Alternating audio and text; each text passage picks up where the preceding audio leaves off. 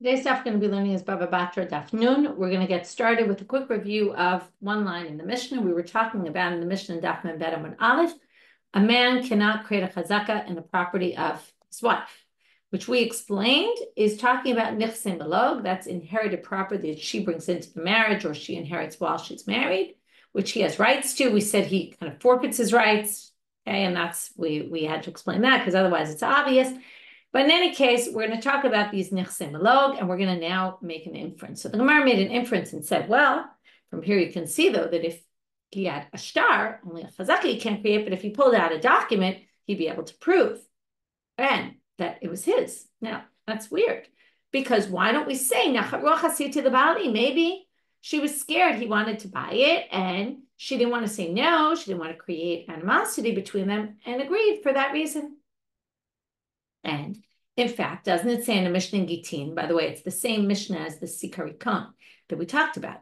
Doesn't it say that if somebody buys from a man and then Chazar v'lakach min ha'isha, I'm just going back to the end of Mem Bet Amud Bet, mikcho batel, it's not a valid sale, because when he buys from the man and then gets the woman to agree to the sale, we don't assume the woman really agreed. And we seem to be talking about property that she has something to do with. So right now they think that this might be nichse malog.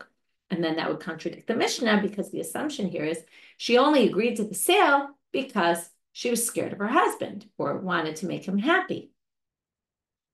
So now the Gemara, in order to answer the question, brings the statement that we ended with of Rabbi Bar Huna, who said that Mishnah is specifically talking about certain types of land. We're going to see it's not talking about nichse malog. And that's going to really be our answer. The nachat ruach is only a claim in other kinds of land, particularly land that the ketubah is lien to, okay? That her payment for the ketubah is lien to property of the husband's. And we'll talk about what kind of property, or some of it's even her own property, we'll see in a minute. Lo nitzcha ela b'otan shalosh sadot, these three particular fields, this is where we ended yesterday on these three fields. Chad shekatav la b'ketubatan, we explained all these three things like the Rashbam, who says one is he committed and said, we talked about it's like it's a potiki, you can claim your ketubah from this particular piece of land, and he writes that into the ketubah. One is where he said, you can collect your ketubah from this particular piece of land, but didn't write it down in the ketubah. He just promised it to her orally.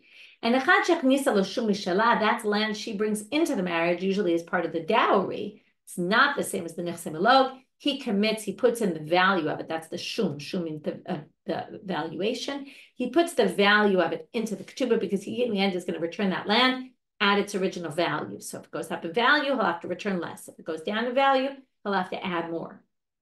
So if it's those three things, that's what that Mishnah is talking about, but we're not finished yet, because the Gemara says, what is it trying to exclude? If it's all the rest of his land, well,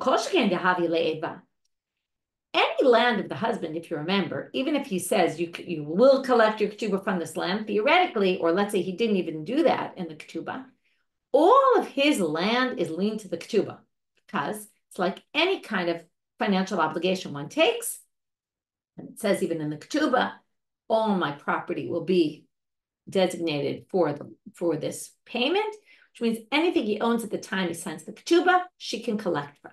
Now, why would that cause more evad than this? Let's try to imagine the situation. Somebody comes along and wants to buy property of the husband's, okay, other than the nichse sobarzo, which are hers, but even that is not really hers, because theoretically he doesn't even need to return it to her. So let's put that one aside right now, even though it's really the one and the same. But if there's land he specifically says, this is my land, and you're going to collect your ketubah from this land, and then he goes to sell it and she complains, that could cause some animosity. But not as much animosity as it would cause if he's selling a random piece of land. That's if the woman gets in the way of him trying to sell any piece of land he owns, that's going to create a lot of animosity. And not only that, but the Gemara points out,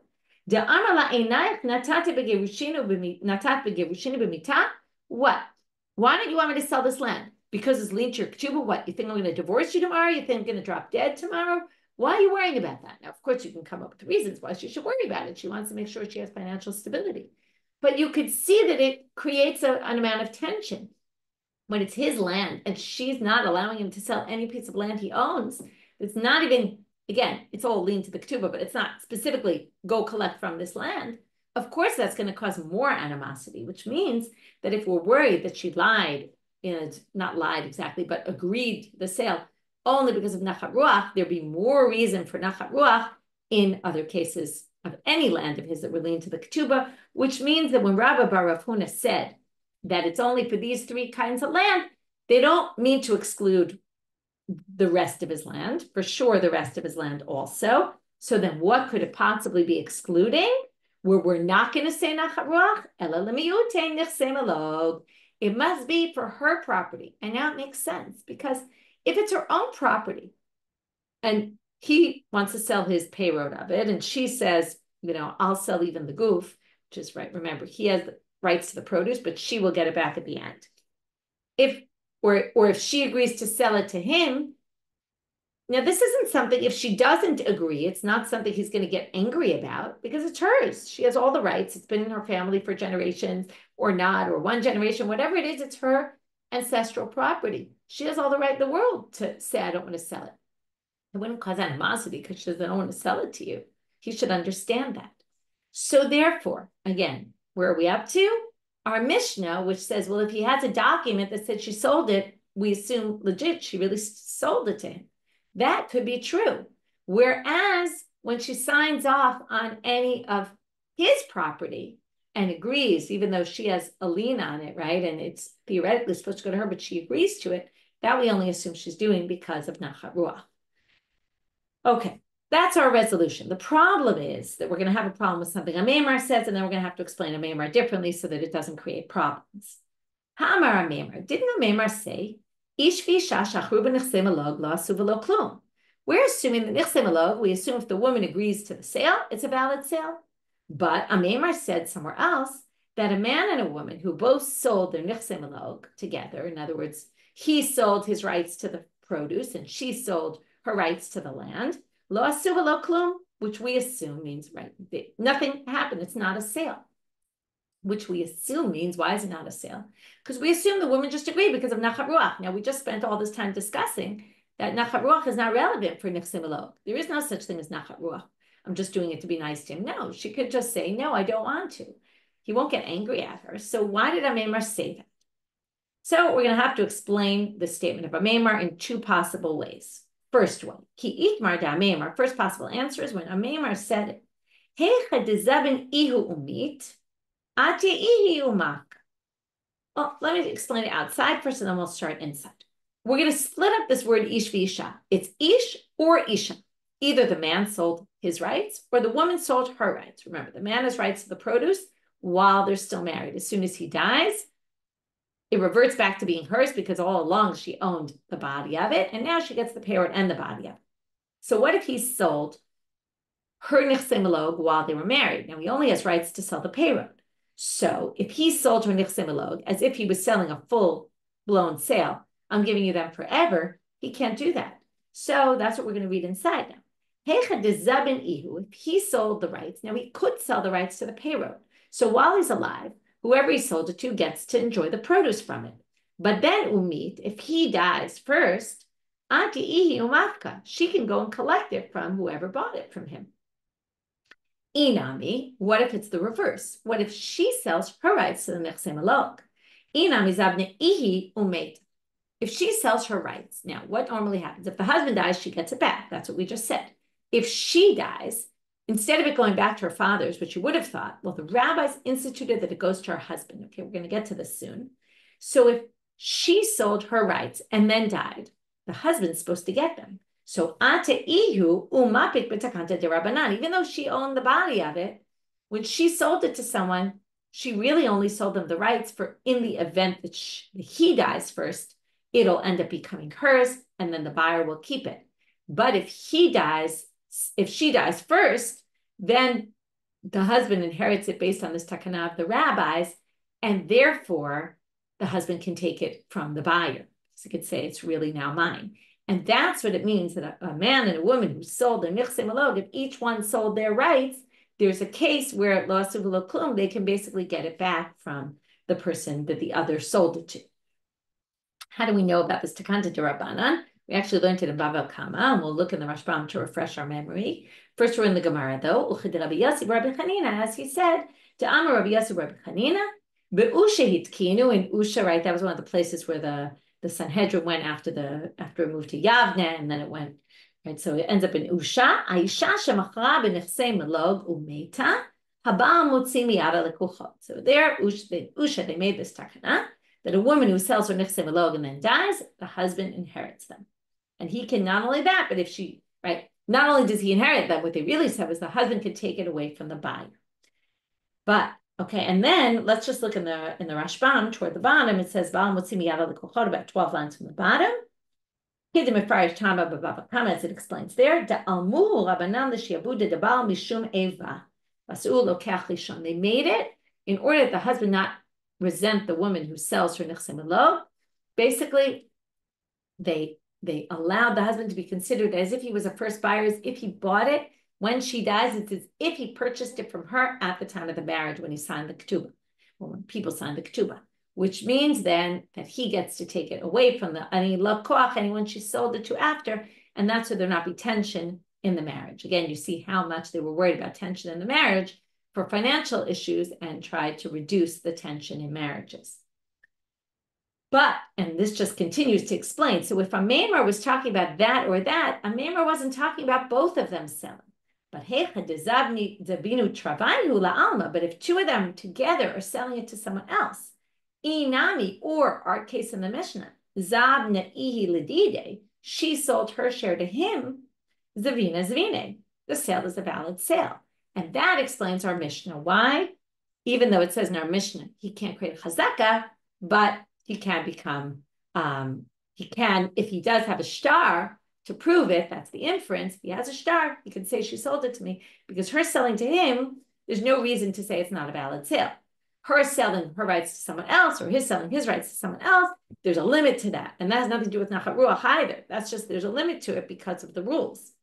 Because he doesn't own the goof, and because she, right, because of the takanah of the rabbis, if she sells it, if she dies first, it goes to him. Right? And then again, if she sold it, the buyers will get it only if she dies second. If the husband dies first, they'll get it. If the woman dies first, the husband will inherit. It's like one of those risky sales. But a second explanation of Ameimar is that Ameimar actually was talking about something else entirely. And really, he was talking about what we thought originally. We're talking about a husband and a wife who sells their share in the field. Okay? But it doesn't contradict our Mishnah because he holds like a particular opinion, okay? And our Mishnah holds like a different opinion. And let's read inside. It'll take us a little while to get through the whole thing. He holds like a unique opinion. We'll see there's going to be 4 different opinions here. And this all has to do with, again, a woman's nechsei melog. While she's married, she has rights to the goof, the body of the land, which really means nothing right now. It just means she'll get it back later. And it means he can't really sell her share. And he has rights, the husband, to the payroll, to all the produce while they're married.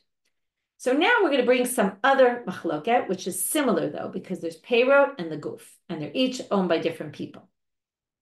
Our topic is an Eved Knani, a Canaanite slave. There's a special unique law that if a person hits their Canaanite slave and kills them, so that's like killing anybody really, and you get the death penalty, okay? You will get punished by death if you kill your Canaanite slave. However, there's a difference because we treat a Canaanite slave like a Jew for certain things. In general, a Canaanite slave becomes somewhat Jewish. They do a brit milah, they do a tefillah and the mikvah, and they're part of a Jewish household. However, there's certain exemptions, and there's certain things that are different. So for example, if okay, the pasuk says, okay, it's in Shmo Kaf Aleph, says that Ach im yom o yomayim ya'amod. If he stands for a day or two, and you hit the slave, he lives for another day or two, hasn't died yet, and then dies. Lo yakum. We don't take revenge on the person who killed him. Ki kaspo, because he's owned by you. And this basically means that a normal person, if you hit a person and as a non-slave, not a normal, just non-slave, a Jew, you hit a Jew, the Jew dies, but dies over the course of a month or 2 months from complications from the blow that you injured them with. and then they die, you're liable to the death penalty, as long as it can be proven that the death was from the blow. However, with a slave, it's only 1 or 2 days that they die in the first 2 days. If they got better after them, and then, or at least were still alive, and then died from the blow, you don't get the death penalty. So now we're going to get into a unique case where we're going to have a slave that's owned by one person, but the payroll, the proceeds right now are going to someone else. Titania, as it says in a Braita, Hamocher et avdo, if you sell your slave, upasak imo sheyishamshenu 30 yom. But when you sold your slave, you said, but for the first 30 days, I need him. Okay, I'm in the middle of something. I need the slave. I'm selling you to him now, but I'm going to use the slave for the first 30 days. So this is a slave that the body is owned by the new owner, and the proceeds, the payroll, are being owned by the original owner. So because it has 2 owners, there's going to be 4 opinions about whether this law of Yomi Yomayim, that if they survive another 2 days, the owner, the person, okay, and that's going to be the question, who's the owner? The person who kills him is not liable, the death penalty. So Rabbi Meir Omer, Harishon yeshno bedin Yomi Yomayim mipnei shu tachtav. It's the original owner, because who has the law of Yomi Yomayim. We're not going to kill you if the slave lives another day or 2, if you're the one who hit him, because he's working for you right now. The second one might own the body of the slave, but the slave's not working for him. This is the most intuitive, because we want you to, the whole law is really don't mistreat your slaves. And the mistreating of the slave, the issue is, who's the owner? Well, the one who he's working for at that present moment, not necessarily the one who owns him. Kasabal, he must hold, when you have the proceeds, it's like you own the body. It's not exactly, you don't, but it's as if. And that's why the law of the master is specifically for the one who's the slave is working for presently. Rabbi Yehuda Omer, Hashini yeshno bedin Yomi Yomayim mipnei shu kaspo. Harishoni no bedin Yomi Yomayim she'enu kaspo. Rabbi Yehuda says, what do you mean? It's all about who owns the slave. The pasuk said, ki kaspo, because he's owned by you. Who owns the slave? The second person, the buyer, not the one who's the slave is working for right now. So it all goes by who's the owner. Third, kasaval, when he holds kinyan perot lav ki kinyan aguf dami. By having access to the proceeds doesn't mean it's not like you own the body of it, and therefore it goes to the one who owns the body of the eved. Rabbi Yossi Omer, moving now to Amubet, Rabbi Yossi holds shnehem yeshna bedin yom yomayim ze mipnei shu tachtav v'ze mipnei shu kaspo. Both of them are Yomi Yomayim. Okay, now we're going to have to see why. One, because he's working for him, and the other because it's his property. Now, the reason he holds this way, and then that means basically both are going to be exempt if the slave, right? If each of them, one of them were to kill the slave or the other one were to kill the slave, it doesn't matter who did it, right? And that, not that it doesn't matter. Each time we're obviously talking about who's going to be liable if they're the one who hit the slave, right? So if you're, let's say, the slave isn't working for you and you happen to just hit him anyway and the slave died, would that have a din of, well, he's your slave, you own him, so he's yours. And then you'll be exempt. If he dies on day 3 or day 10 or day 30, okay, from the blow. So Rabbi Yosef is going to exempt both people. Why? Well, he says very simply, this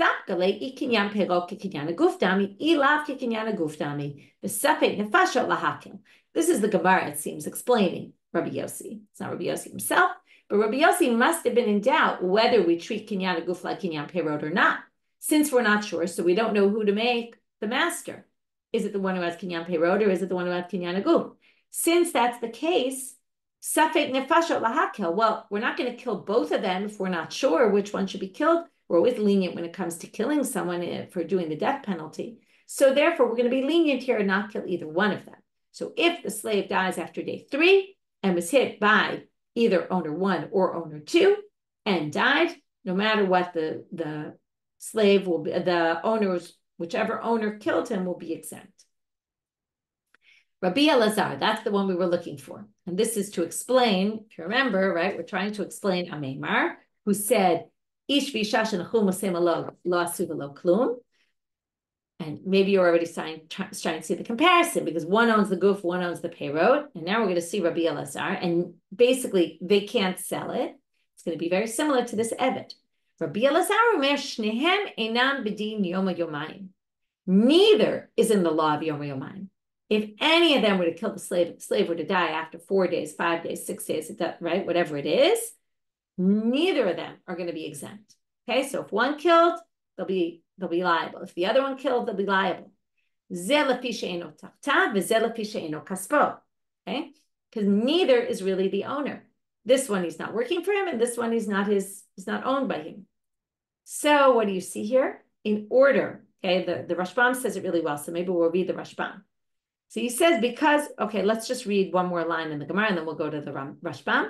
Amar Rava explains, my time at the Rabbi Elazar, what's his reason? Amar Krat lo yukam, you will not be revenged, or will not avenge his death, ki kaspo hamiyuchad lo, because he is his possession. Now, you don't really need that whole phrase. That's what the Rashbam starts saying, miyutarhu. Why do you even need to say why? Torah doesn't always tell you why things are. Okay, and then we're going to skip a few lines, and then he explains it. Umishum hachi, it's umem shin hey. Umishum hachi, on account of that, nami yalap Ameimar gabei nichse melog. Okay, so Ameimar, this is, I'm in the Dibur Matchel ki kaspohu, and I'm skipping a few lines. Ameimar learns also legabei nichse melog. Now here's the comparison. Kevan she'eno miyuchad lo liish velo liisha, eno kloi sadeh ha'ish velo steh ha'isha. Since neither one owns it fully, just like with the slave, neither one is really the owner. This time also, neither one really owns the field. And therefore, neither one can actually sell it, even if they sell it together. Like each one can do it. It's like just like I can't sell something that's not mine, the man and the wife, even together. Each one can claim, oh, I didn't really sell it. Now, that has nothing to do with nachat ruach. That's just a separate thing. And therefore, this doesn't contradict what we were saying before about nichse melog, there not being a claim of nachat ruach. That's just a separate issue. He holds like Rabbi Elazar. Our Mishna obviously doesn't hold like Rabbi Elazar and says you actually could sell it. If she sold it to him, she could sell her rights in nichse melog because he holds that, right? You would have to say the one who owns the goof, right? Kinyan Peirot is not kinyan karka, and the woman has rights to sell it because she owns the goof of the land. So that resolves the question. So just to do a summary of the daf till now, we started with an inference from our Mishnah that even though you can't create a chazaka on his wife's property, he could actually, if he had a shtar saying she sold it to him. Why don't we say nachat ruach like we do in the Mishnah in Gitin? Because the Mishnah in Gitin wasn't talking about these type of nechasim. These type of nechasim are not nechasim that she would agree, right? Just say, oh yeah, I did this so as not to upset my husband. Whereas anything lean to the ketubah, which could be any of his land, really, his land, not her land, could really affect, he might get upset at her, and therefore she could have just agreed for that reason. Then what about Ameimar, who seemed to say that she can't really sell a nichse melog? So we explained Ameimar in two possible ways. It was just her selling to someone else or him selling to someone else, and each one being able to get it back later when the other one died before them. Or maybe it was referring to this other opinion of Rabbi Elazar. It was him and her selling them together, but they don't have rights because he holds like Rabbi Elazar, and the Mishnah didn't hold like Rabbi Elazar. Now we're going to move on, but we're going to keep on that same line in the Mishnah that we were talking about. Lo leish chazaka b'nechse ishto. And now we're going to bring a contradiction to this line or a problem with Rav. Rav seems to say something that goes against the Mishnah, which is hard to grapple with. So we're going to have to figure out how did Rav say something that seems to contradict the Mishnah. So a man can't create a chazaka in nechse ishto, which basically means she's not expected to protest. But ha'amar Rav, didn't Rav say, Eshet ish tzricha limchot, a married woman needs to protest. Now, it's not clear what she needs to protest about. So, biman, to who? To her husband or to somebody else who's on her property, let's say her nichse melog. Ilema ba'acher, if we're talking about somebody else, that someone else comes and eats the produce on her nichse melog field, can't possibly be that she needs to limchot because Rav himself said, this was the statement of Rav, and now we have a problem because Rav himself said, you can't create a chazaka if a man comes into my nichse melog field and I'm married. He can't create a chazaka at all. Why? Because normally you create a chazaka by saying, well, no one protested. In this case, the husband could think that I was going to protest because it was mine, and I could think the husband was going to protest because he's eating the produce. here comes some other guy and eats the produce, and everyone could say, oh, I thought the other one was protesting, and therefore the lack of protest is not an indication that it was sold to the person. Therefore, they can't create a chazaka. So there's no way, although we're going to get back and possibly explain it this way, but the easy answer would be Rav isn't talking about anything connected to our topic because he's talking about a woman protesting someone else coming into her land, not her husband. But elalad bebaal, it must be talking about a husband because it can't be talking about someone else, in which case we have a contradiction because Rav said Eshet Ish needs to be the protest if her husband's living in the land. And it says the husband, in our Mishna, a husband can't create a chazaka in his wife's property because the fact that she didn't protest was because she just let her husband eat there. She wasn't expected to protest. So Rav says she is expected to protest. So Amar Rav Olam bebaal ukigon shechafarba barot shechinu ma'arot. Okay, so Rava says that it must be that Rav was talking about a baal that does a chazaka in a different kind of way, okay? And as Rav was saying, he dug ditches, wells, things like that, okay? Because for payrot, if you have rights to payrot, you're not allowed to do that. So if he does something he's not supposed to be doing, like digging ditches, then she should have protested. That's when Rav says she has to protest. Our Mishna is talking about where he was eating produce. That's two different things. But we're going to have a bit of a problem with that answer. We're going to have two answers to this question, but let's go to the question first. But Hamar Rav Nachman, Amar Rav Ravua, in chazaka l'nezakim. But wait, Farber barot shechinu ma'arot is actually damaging the ground because you're not allowing anything to grow. Where Rav Nachman said in the name of Rav Ravua, there is no chazaka for someone damaging your field. If someone damages your field, the way we're understanding Rav Ravua right now is that you can't create a chazaka by damaging. So how could you say that when the husband damages the field by digging ditches and wells and things like that, that she should have protested? He can't even create a chazaka that way. So we have two possible answers here. Number one, Ema ein din chazaka l'nizakin. Maybe it doesn't mean there is no chazaka. There's no law of chazaka, meaning, what is the law of chazaka? Law of chazaka is 3 years. If you don't protest over a course of 3 years, the person can claim ownership. Maybe if someone damages your field, there's no law that says in 3 years you could create a chazaka because immediately you create a chazaka. If someone comes in and damages your field, you don't scream at them. Well, what are you doing damaging my field? It must be they own it because otherwise, wouldn't you scream at them if they're damaging your field? So that would explain then, again, Rav says, if he damages her field. If he digs ditches, she should scream, what are you doing damaging my field? And if she doesn't, then he could create a chazaka. And our Mishnah was talking about, again, just regular chazaka of eating the produce. That he can't create a chazaka. Or another way to resolve the difficulty of en chazaka l'nizakin, maybe it means ibad ema lav itmar la, but perhaps you could say it said about that line in chazaka l'nizakin that Rabbi Ravua said. The Rav Mary Amar bekutra, Rav Zvid Amar bebeit hakisa. They weren't talking about damages like this, okay, like the bor shichin or ma'ara. Okay, and then you could still answer bor shichin or ma'ara. We expect her to complain, and eating produce we don't expect her. But en chazaka l'nizakim means that there's no chazaka to damages if it's smoke damage or a bathhouse, an outhouse. Let's say you in your yard right next to my house, you decide to put up a furnace that has terrible smoke coming out of it, or even, right, you think about nowadays, people are smoking. They're always getting smoke into your house, okay? Or beit hakise, they put an outhouse right there in the backyard that's right next to your house, and the odor goes into your house all the time. Let's say I don't complain about it. I just live with it. I don't want to complain. You're my neighbor. I don't want to make waves. I don't complain for a while. At a certain point, it really, really starts bothering me. And then I start complaining. You could say, Michelle, you haven't complained for 3 years, 4 years. All of a sudden, now you're complaining. You can't register a complaint now. You lived with it all these years. Tough luck. But that's the way Rav Mary said, and Rav Zvid explained this law of Rabbi Baravua, that ein chazaka l'nizakin, you never create a chazaka on this kind of damage. If there's a bad odor or smoke coming into your house or bothering you from the neighbor's house, you can complain about it even if you haven't complained for years. You always have the right to complain, and there is never a chazaka created like, oh, you have handled it all this time, you can clearly handle it longer. That's an interesting in and of itself. So those were two possible ways to resolve the difficulty of Rabba bar Avua on the answer we gave. That again, Rav said a woman has to be moche, it's if he digs ditches, because that's not what a husband is supposed to do with her nechsim elo. He's only allowed to enjoy the produce. He can't dig ditches. So if he dug ditches, she should have protested. If he ate produce, she didn't need to protest, and that resolves the contradiction of Rav in the Mishnah. But we're going to give a different answer, which is going to be the first way that Rav actually has nothing to do with a woman and her husband. The eshet ish shetzricha limchot is someone else, even though we explained it's not. Now Rav Yosef's going to explain why it is someone else.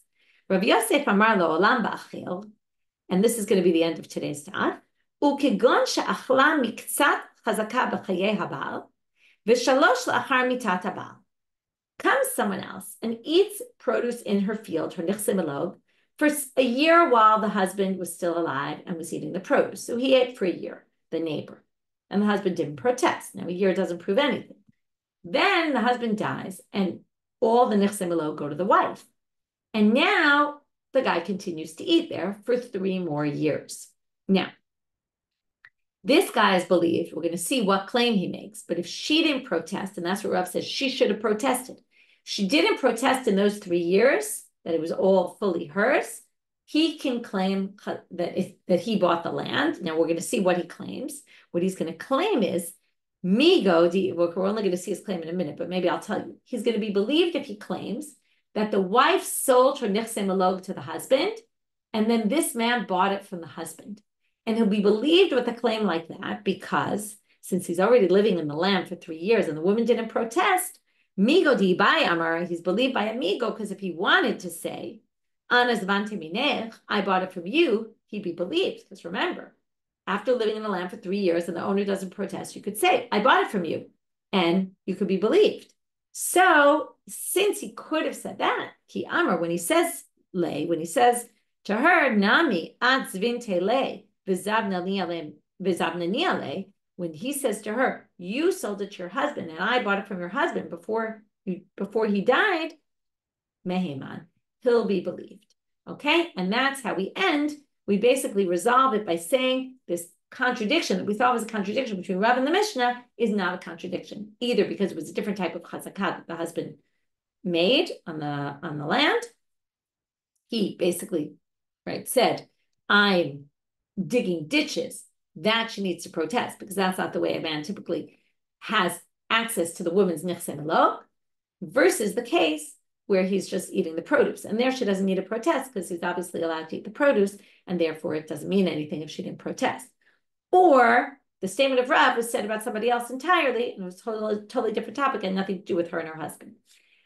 With that, we finish today's talk. We'll end here, and we'll pick up from the Gufa and go back to this line of Rav, in tomorrow's talk. Wishing everyone a good day.